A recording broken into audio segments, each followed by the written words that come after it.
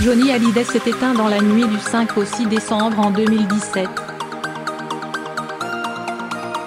Un an plus tard, quelques communes cherchent toujours à honorer le chanteur en donnant son nom au parvis d'une salle de spectacle ou en inaugurant une nouvelle plaque.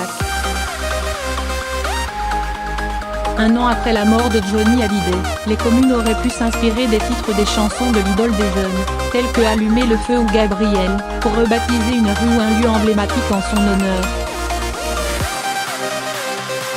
Mais, certaines ont préféré opter pour son nom.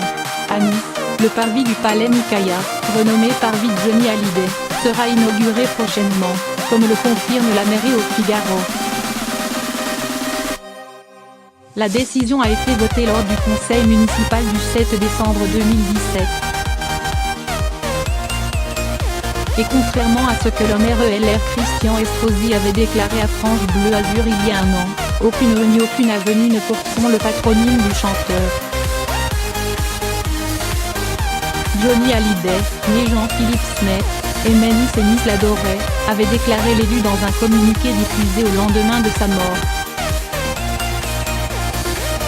Dans les années 1961, au moment de sa gloire montante, le public niçois lui faisait déjà un triomphe sur la scène du théâtre de Verdure.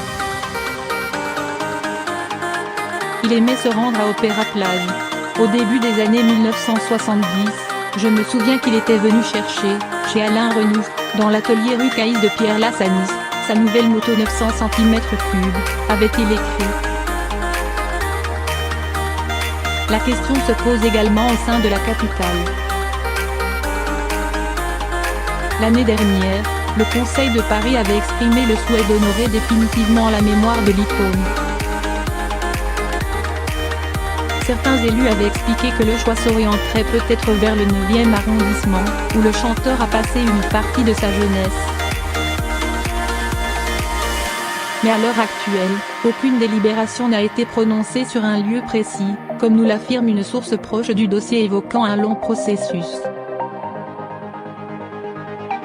Une rue Johnny Hallyday à nouveau inaugurée. Pour l'heure, seule la commune de Charlieu-Chavagneux, dans le département de l'Isère, possède déjà une rue de Johnny Hallyday, à l'angle de la rue Charles Aznavour.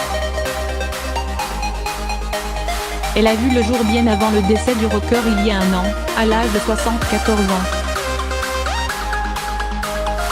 Ce mercredi, une nouvelle plaque y sera inaugurée en présence du maire et de la presse locale et portera la croix emblématique de Johnny, que portait Laetitia Hallyday lors de la cérémonie en son hommage à la Madeleine le 9 décembre dernier.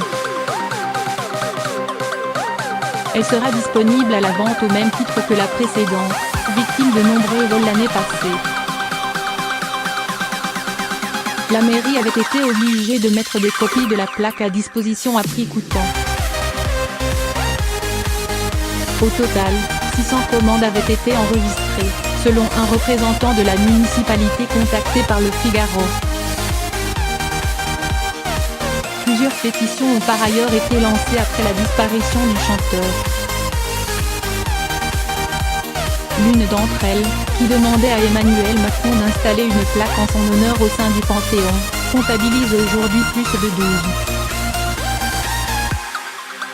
800 signatures.